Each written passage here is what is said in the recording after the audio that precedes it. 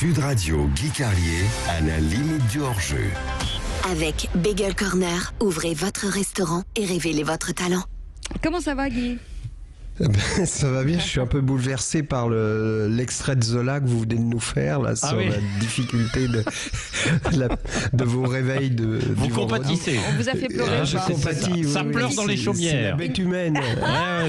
Une petite larme, peut-être. On met du charbon, vous savez, en fait, à chaque fois. Ouais. Bon, alors, vous, il n'y avait pas de match hier soir, mon cher Guy. Alors, j'imagine que dans ces conditions, comme à chaque fois, parce que vous êtes en panne d'inspiration, vous allez parler de moi, quoi. Ah. Je laisse les auditeurs seuls juges de la perfidie de vos propos. Oui, je vais parler de vous, je vais parler de Cécile, je vais parler du bonheur que connaissent tous les amoureux du foot lorsqu'ils vont voir un match. Le plaisir commence avec l'arrivée au stade. Déjà, au départ, on a eu du mal à se garer. Ah la vache, on est loin, alors on presse le pas vers le stade. Et là, Patrick, je vous demande un peu d'attention car j'ai passé du temps cette nuit à écrire la métaphore qui suit. D'accord. On presse le pas vers le stade et peu à peu, des rues avoisinantes arrivent des gens excités et heureux. On se rejoint comme se rejoignent les vaisseaux sanguins pour former une veine joyeuse et colorée qui coule vers le stade. Et pour finir, au fur et à mesure qu'on approche du stade, c'est une artère de bonheur qui arrive jusqu'au cœur. Le cœur de notre passion, c'est ce stade qui apparaît soudain au détour d'une rue comme une cathédrale que les cornes de brume des supporters appellent à la messe païenne. Comme autour de toutes les cathédrales se sont installés les marchands du temple qui vendent des écharpes, des casquettes, 5 numéros de France Football pour 10 € et des objets dérivés de toutes sortes. Puis c'est la fête des sens, de l'ouïe d'abord avec ce bruissement de la foule, les chants, les clameurs, les trompettes des supporters, de l'odorat ensuite avec ses effluves de merguez et de saucisses grillées, enfin de la vue au délire vestimentaire des supporters.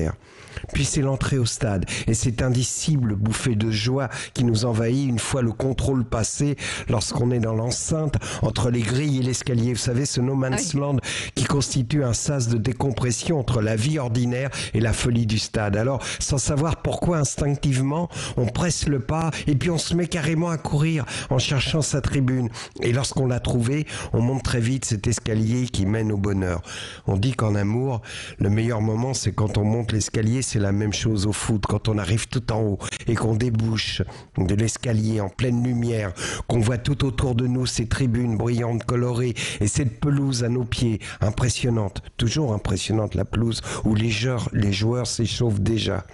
Elle a été copieusement arrosée et l'odeur du gazon fraîchement tondu monte jusqu'à nous. Alors, on attend un peu avant d'aller s'asseoir pour savourer tous ces bonheurs avant de chercher sa place. Une fois assis, pour bien montrer qu'on fait partie des initiés, on demande aux voisins est-ce que Verratti va jouer aujourd'hui ? Et l'autre répond non, il n'est pas encore rétabli. On le sait parfaitement que Verratti est blessé. Et l'autre sait très bien qu'on le sait. Mais c'est juste un code.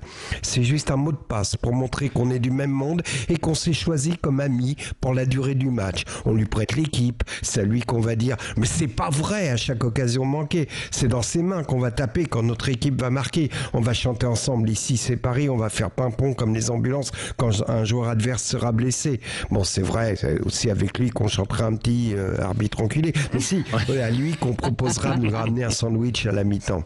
Et puis, à la fin du match, on se quittera en se disant juste salut, à la prochaine, à la rigueur un clin d'œil, mais c'est tout. On se promet pas des mensonges du genre coco, on se téléphone, on se fait une bouffe comme le font les VIP, on quitte le stade, on sort du cœur rempli d'oxygène, on se retrouve dans l'artère, dans la veine, dans le vaisseau et finalement dans notre voiture qu'on a eu du mal à retrouver parce qu'on se souvenait plus où on s'est égaré. On traverse le bois dans les embouteillages, des travelots brésiliens nous promettent des gâteries. Non merci les gars, Neymar nous a suffisamment gâtés ce soir. Un jour, on a commencé à m'inviter au stade dans la tribune VIP. Au début, j'acceptais pour faire mon intéressant devant ma femme ou mes fils. Mais maintenant, je n'y vais plus. Parce que, avant le match, je restais seul à mon siège. Car les invités, eux, restent le plus longtemps possible dans un salon luxueux où des hôtesses en tailleur crème leur servent du champagne et des petits fours. Et moi, je préférais regarder les joueurs s'échauffer et les autres tribunes tanguer au gré des banderoles. Et puis, dans les tribunes officielles, les invités commencent à quitter le stade avant la fin. Font lever tout un rang alors que le jeu se poursuit. C'est d'une vulgarité inouïe. oui, je déteste ces gens qui partent avant la fin d'un match retrouver leur petite auto pour éviter les embouteillages. Ceux qui abrègent le plaisir du spectacle pour retrouver au plus vite la vie ordinaire ne méritent pas d'aller au stade. Eh ben, dis donc. Merci Guy Carli.